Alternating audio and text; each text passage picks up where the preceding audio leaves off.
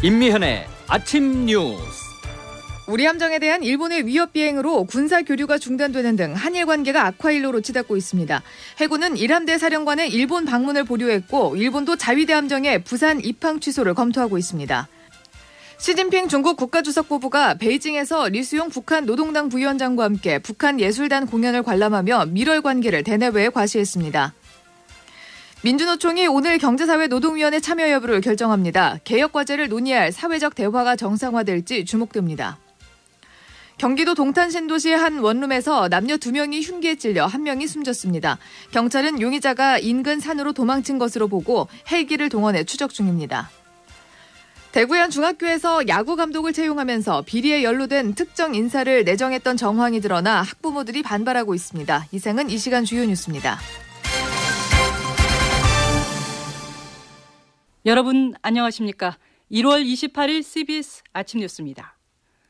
우리 함정에 대한 일본 초계기 위협 비행으로 한일 갈등이 고조되고 있습니다. 한일 양국의 군 최고 수뇌부 간 신경전도 가열되고 있는데요. 군사교류 협력은 중단 수순을 밟고 있습니다. 이런 상황에서 아베 일본 총리가 오늘 시정연설을 할 예정인데 한일 갈등에 대해서 어떤 입장을 밝힐지 주목됩니다. 첫 소식 김재덕 기자가 전합니다. 정경두 국방부 장관이 지난 26일 부산 해군작전사령부를 전격 방문했습니다. 이 자리에서 정 장관은 일본 초계기의 위협 비행에 대해 우방국에 대한 심대한 도발 행위라며 수칙에 따른 강력한 대응을 지시했습니다. 일본의 반응 등을 고려 시 향후에도 이러한 상황이 발생되지 않는다라고 장담할 수가 없습니다. 정 장관은 당초 해작사를 비공개로 방문할 계획이었지만 일본 이와야 다케시 방위상이 하루 전날 해상 자위대 기지를 방문하자 공개로 전환했습니다. 이와야 방위상이 시찰한 자위대 기지는 일본 측이 우리 해군 소속 광개토 대왕함이 레이더를 비췄다고 주장한 초계기가 배치된 곳입니다. 일본 초계기의 위협 비행 갈등으로 한일 간 군사 교류도 중단될 상황에 놓였습니다. 우리 해군은 다음 달로 계획했던 동해 1함대 사령관의 일본 방문 계획을 취소했습니다. 매년 함대 사령관급 지휘관이 상대국을 방문한 교류 행사를 우리가 취소시킨 겁니다. 일본 방위성도 오는 4월 부산에서 출발하는 국제해양안보훈련에 해상 자위대 호위함 파견을 철회하는 방안을 검토하고 있습니다. 이런 가운데 아베 신조 일본 총리가 오늘 오후 의회에서 시정연설을 할 예정이어서 한일 갈등 현안에 대해 어떤 입장을 밝힐지 주목됩니다. CBS 뉴스 김재덕입니다. 시진핑 중국 국가주석이 어제 베이징에서 리수용 북한 노동당 국제담당 부위원장을 만나 북한 친선예술단 공연을 관람했다고 중국 신화통신이 보도했습니다. 중국 CCTV는 시 주석이 리 부위원장에게 이번 공연이 중요한 북중 문화 교류일 뿐 아니라 북중 수교 70년을 기념하는 중요한 축하 행사라는 점을 지적했다고 전했습니다. 중국 정부가 한국의 네이버 블로그에 이어서 최근 인터넷 포털 다음의 접속을 차단하는 등 통제를 강화하고 있습니다. 베이징에서 김중호 특파원이 보도합니다. 2, 3일 전부터 중국에서 한국의 포털 사이트 다음에 접속이 아예 되지 않고 있습니다. 휴대전화와 컴퓨터에서 모두 접속이 되지 않고 있는 가운데 우회 접속 프로그램인 VPN을 실행시켜야만 접속이 이루어지고 있습니다. 중국 정부가 지난해 인터넷 포털 네이버의 일부 서비스를 차단한 데 이어 다음도 차단하기 시작한 것으로 보입니다. 중국 교민들의 불만이 상당합니다. 특히 다음 카페에는 중국 교민들이 활동하는 동호회들이 다수 있었기에 불편함은 배가 되고 있습니다. 베이징에 거주하는 한 교민입니다. 한국인들이 찾는 정보들이 부규모라는 카페를 통해서 정보 얻는 경우가 많은데 그게 막히니까 너무 답답하고요. 그리고 또 여기서 여행을 다닐 때도 거기 있는 여행 사이트를 통해서 정보를 얻는데 그것도 막히니까 실생활에서 불편함이 큽니다. 중국의 인터넷 통제는 악명이 높습니다. 한국 사이트들뿐만 아니라 세계적으로 유명한 구글과 페이스북, 유튜브조차 중국에서는 사용할 수 없습니다. 모바일 SNS도 카카오톡을 비롯해 왓츠앱과 텔레그램 등 해외 서비스는 제대로 사용할 수 없는 상태입니다. 중국의 인터넷 통제는 이미 오랜 역사를 가지고 있지만 시진핑 국가주석 집권 이후 그 수위가 한층 높아지고 있습니다. 특히 최근 들어 미중 무역전쟁 여파로 불경기 징조가 뚜렷하고 사회불안 조짐마저 보이자 인터넷 통제의 고삐를 더욱 잡아당긴 것이라는 분석이 나오고 있습니다. 베이징에서 CBS 뉴스 김중호입니다. 임종원 전 법원행정처 차장에 대한 재판이 이번 주 예정돼 있어 사법농단 의혹 재판이 본격화될 전망입니다. 구속된 양승태 전 대법원장도 판사 출신 변호사를 추가로 선임해서 재판에 대비하고 있습니다. 보도에 장성주 기자입니다. 서울중앙지법은 모레 임종원 전 차장에 대한 첫 공판기일을 엽니다.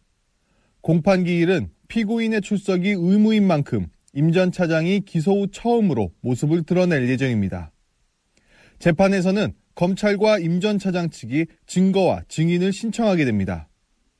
검찰이 7개월 동안 사법농단 수사를 벌이며 100여 명에 달하는 전현직 판사들을 수사한 만큼 증거 신청을 통해 사법처리 대상을 가늠해 볼 수 있을 전망입니다.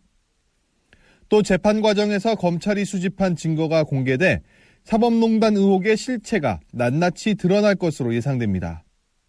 한편 지난 24일 구속된 양승태 전 대법원장은 판사 출신인 이상원 변호사를 추가로 선임해 재판 준비에 나섰습니다. 이 변호사는 국정농단 사건과 관련해 김기춘 전 대통령 비서실장의 변호를 맡았고 그에 앞서 성완종 리스트 사건에 연루된 이완구 전 국무총리의 변호인으로 무죄를 이끌어냈습니다. 양 전 대법원장은 구속의 부당성을 주장하는 구속적부심을 신청하지 않을 방침입니다.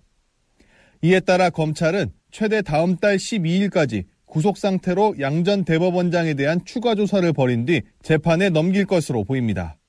CBS 뉴스 장성주입니다.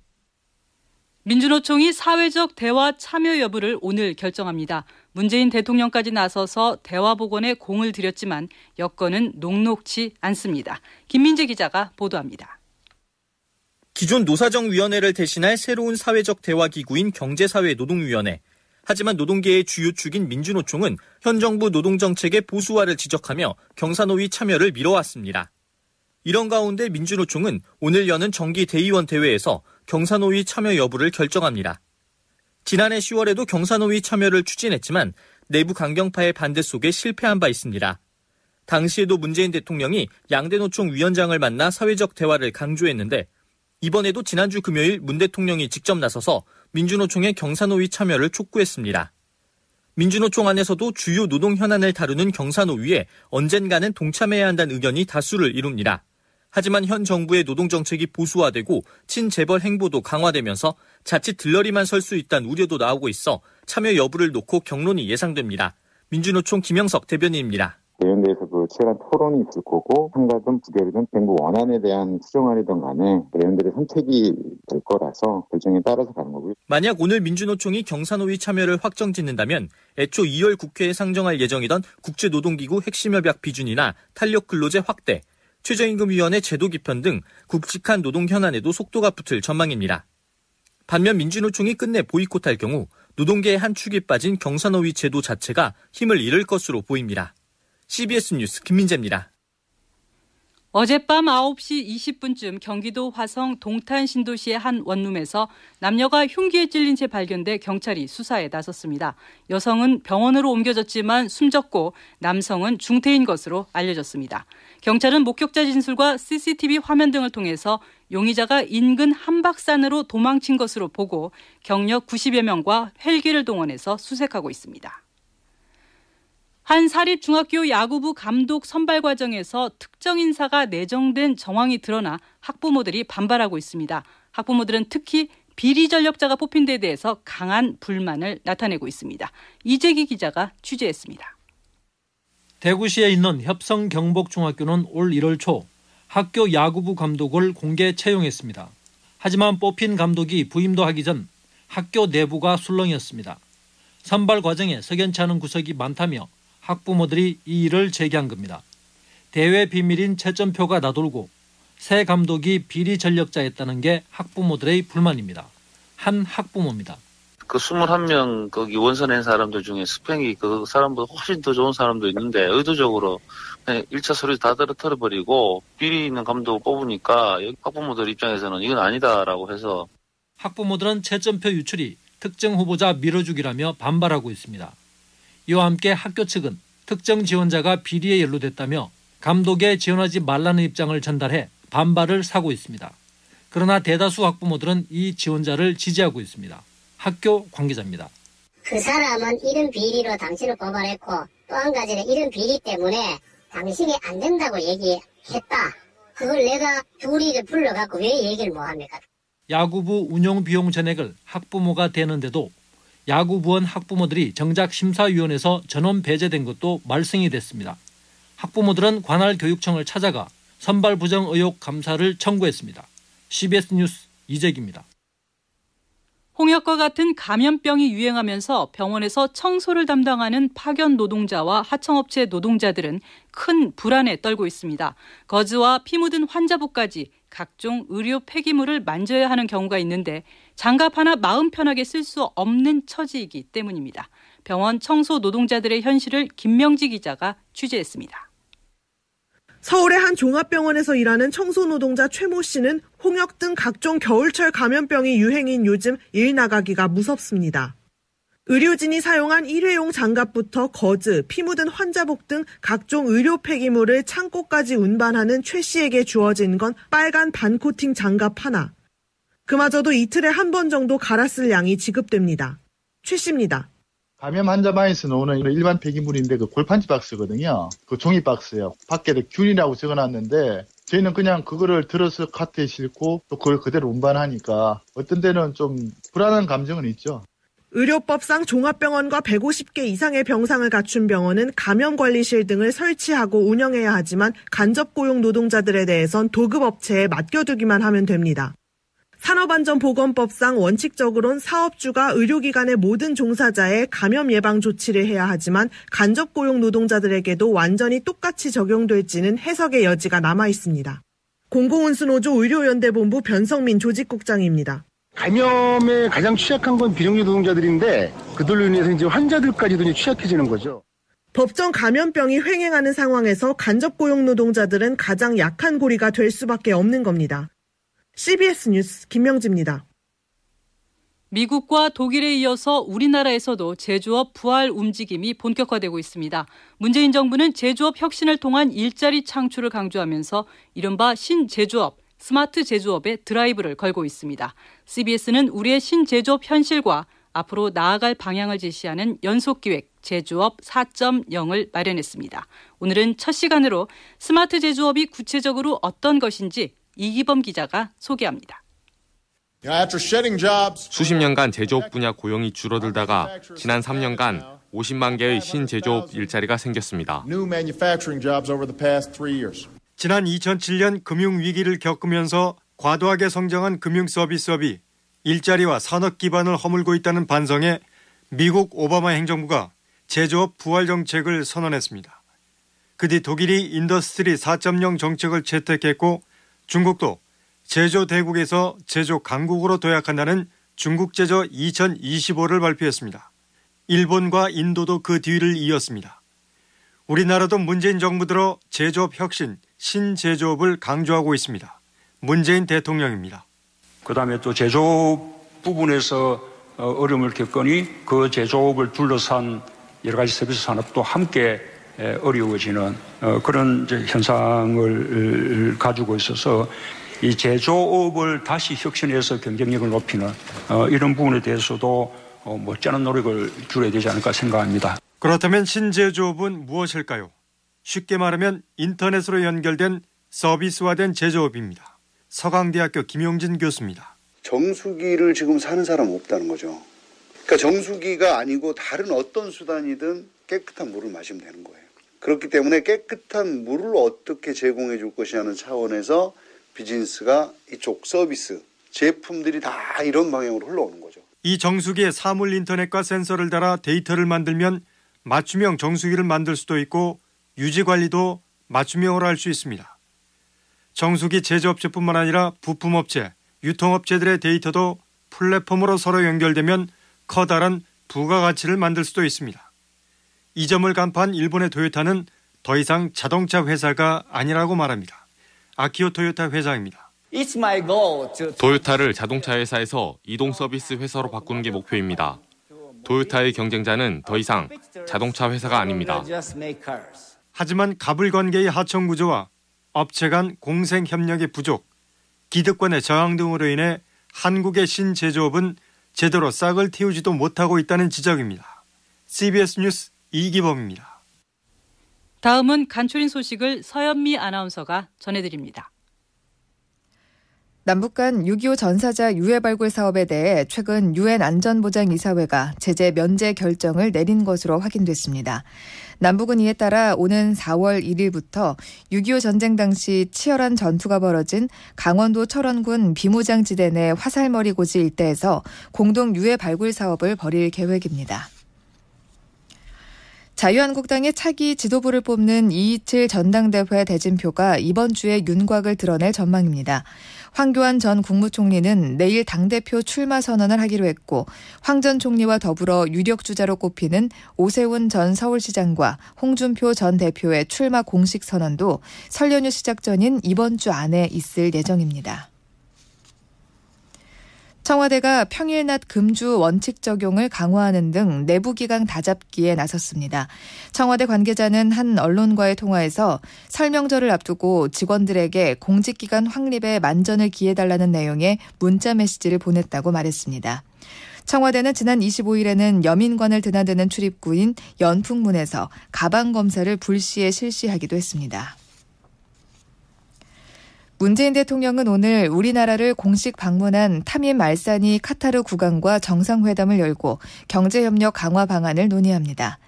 두 정상은 오늘 회담에서 2022년 카타르 월드컵을 앞두고 우리 기업의 교통, 인프라 건설 분야의 진출 확대 방안 등을 논의할 예정입니다. 지난 2008년 베이징 올림픽에서 야구 금메달을 딴 김경문 감독이 야구 대표팀 새 사령탑에 오를 전망입니다. KBO는 오늘 오후 야구 대표팀 감독 선임 기자회견을 열어 공석 중인 대표팀의 새 감독을 발표할 예정이라고 밝혔습니다. KBO는 기술위원회를 꾸려 감독 선임 절차에 들어간 끝에 김경문 전 NC 감독을 새로운 사령탑으로 내정한 것으로 알려졌습니다. 노바크 조코비치가 호주 오픈 테니스 대회 남자 단식에서 개인 통산 7번째 우승을 차지했습니다. 조코비치는 호주 오픈 마지막 날 남자 단식 결승에서 라파엘 나달을 불과 2시간 4분 만에 3대 0으로 완파하며 호주 오픈에서만 7번째 정상에 올랐습니다.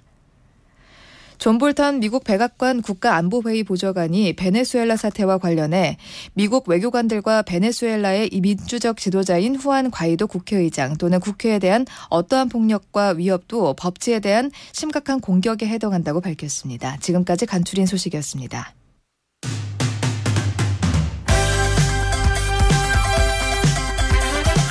오늘의 뉴스픽.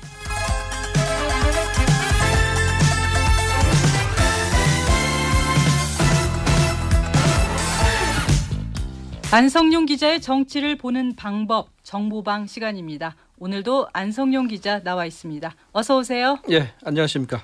오늘은 어떤 소식입니까? 네, 지난 한 주도 손혜원 의원과 관련한 논란이 계속됐었는데 지난주 이 시간에 여당 내에서도 우군이 없었던 손혜원이라는 제목으로 제가 말씀을 드리지 않았습니까? 네. 오늘은 그 연장선상에서 손혜원이 이해 충돌이라면 다른 의원들은 이라는 제목으로 이 얘기를 이어가 보고자 합니다. 네네. 손 의원은 논란이 불거졌으니까 그렇다 치고 손 의원뿐만 아니라 다른 의원들도 그럴 수 있다. 이 말인가요? 그렇습니다. 이제 국회의원들의 활동은 다양하죠. 유권자들을 만나서 이거 해달라 저거 해달라 부탁을 받고 우리 아들 취직시켜달라 이런 청탁은 물론이고 서영교 의원처럼 재판 잘 되게 해달라 이런 이제 재판 관련 민원도 받게 됩니다. 그러면은 국회의원들이 이것을 무시할 수 있을까요? 다음 총선에 나갈 생각이 있다면 무시할 수 없겠죠. 예, 그렇습니다. 이제 이기에는 못해도 떨어지게는 한다 이런 말이 여의도에 이제 회자가 되고 있는데 네. 뽑아줬더니 부탁 하나 안 들어주고 사람이 변했다 이런 소문이 지역에 퍼지면은 요즘처럼 유권자 한 표 한 표가 중요한 시대는 여의도 정치권에서 힘 있는 의원들이라고 해도 선거에서 고전을 할 수밖에 없습니다. 그런데 이런 민원을 받고 여기저기 부탁을 하다 보면은 이해 충돌에 해당할 수 있고 네. 또 어떤 것은 불법의 소지가 다분해지는 것이죠. 네, 국회의원의 발언 또 입법 활동도 마찬가지 아닐까요? 네, 맞습니다. 이제 어느 당의 누구다 이렇게 말씀을 드리기는 어렵습니다만은 한 다선 의원은 이해 충돌로 말할 것 같으면은 한도 끝도 없다. 국회의원이건 공무원이건 김영란법의 규정이 안 돼 있을지라도 이해 충돌 문제에 직면할 수밖에 없다 이렇게 얘기를 했는데 그러면서 의원들이 자기 지역구 예산을 따내려고 열심히 노력을 하는데 나라 돈을 자기 지역구에 요구했다면 그것도 다 잡아가야 되는 것 아니냐 이렇게 얘기를 했습니다. 이해충돌 문제가 세부적으로 들어가면 아주 복잡해서 쉽게 단정하기는 어려운 문제다 이런 네. 얘기를 하고 싶어 했던 것 같습니다. 네. 하지만 좀 문제가 될 가능성 있는 그런 의원들도 있지 않습니까? 네, 물론 있습니다. 이제 특정 단체 출신인데 그 단체에 유리한 입법 활동을 하는 경우를 생각해 볼 수가 있겠죠. 입법 활동 자체는 좋은 것이지만은 특정 단체의 요구를 받아서 그 단체에게 유리한 입법을 했다면은 말이 달라지게 되겠죠. 그렇죠. 예. 그런데 여기에다가 관련 단체로부터 후원금까지 받았다. 이렇게 되면 물론 이제 사법적 단죄의 대상이 되겠죠. 이 상임위 의원들의 상임위 활동도 이해충돌의 관점에서 보면 좀 얘기가 달라지는데 땅 부자들이 국토교통위에 소속된다든지 검찰 수사나 법원 재판을 받고 있는 의원들이 법제사법위원회에 배치된다고 한다면은 이해 창충의 소지는 분명히 있어 보입니다. 그렇죠. 네. 또 사학을 소유하고 있으면서 교육위에서 활동한다든가 하는 것도 의심을 사기에 충분하죠. 네, 오늘 아침 신문에도 비슷한 의원들의 사례가 소개가 됐습니다. 예, 기획재정부 차관 출신이죠. 자유한국당 송원석 의원. 이분은 경북 김천이 지역구인데요. 네. 제2의 대전역으로 만들겠다면서 앞장서 지원해온 김천역 바로 앞에 가족과 함께 4층 상가 건물을 소유하고 있다. 이렇게 한국일보가 전하고 있습니다. 네. 또 장재원 의원은 지난해 예산결산특위 한국당 간사로 활동하면서 일가가 운영하는 대학 관련 예산 지원 확대에 관여한 것으로 드러났다고 매일경제가 보도하고 있는데요. 역량 강화 대학 30곳 중 지원을 받지 못하는 18개 대학은 어떻게 할 거냐면서 교육부 차관을 압박했는데 네. 그런데 장재원 의원의 형은 부산에 있는 동서대학교의 총장이고 이 동서대는 역량강화대학에 포함이 됐다고 합니다. 네, 그렇군요. 안 기자, 그런데 자신이 잘 알고 있는 분야에서 이른바 전문성을 발휘하는 것 아니냐 이런 반론도 가능하지 않을까 싶은데요. 예, 그렇습니다. 이제 국회의원의 의정 활동이 곧바로 개인과 주변의 이익으로 직결된다면은 커다란 문제가 아닐 수 없습니다. 그러나 의원들이 그렇게 호락호락할 분들이 아니겠죠.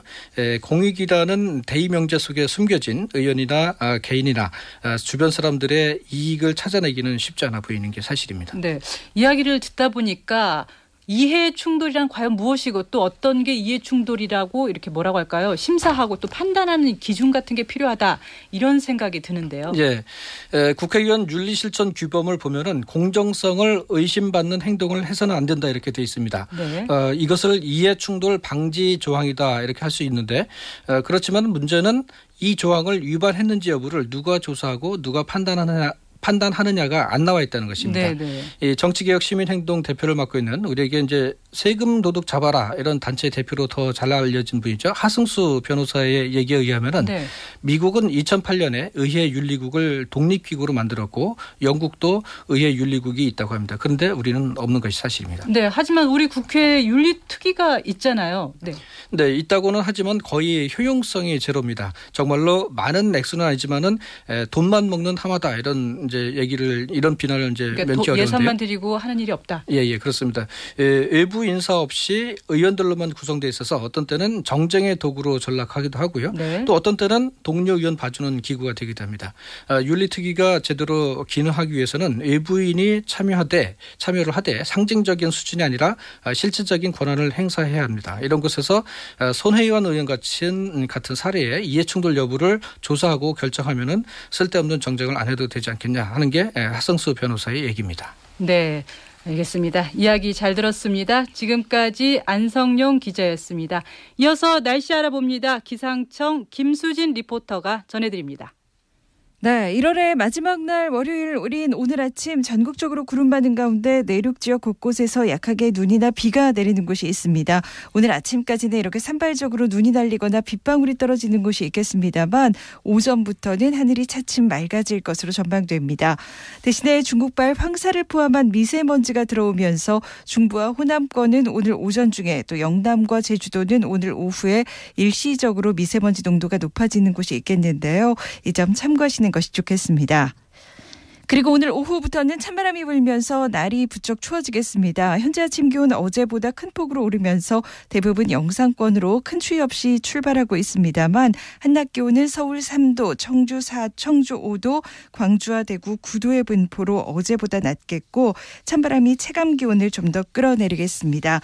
특히 내일 아침에는 철원이 영하 13도, 서울이 영하 6도까지 떨어지는 등 반짝 추위가 찾아올 것으로 보이고요. 내일 낮부터는 다시 평년 기온에 웃돌아서 추위가 금세 누그러지겠습니다. 그리고 지금도 전국 곳곳에 건조특보가 발효 중인 가운데 대기가 무척 건조한데요. 수요일 밤 제주와 남부 일부 지역을 시작으로 목요일에는 전국에 눈이나 비가 내리겠습니다. 날씨였습니다. 1월 28일 아침 뉴스를 마칩니다. 고맙습니다.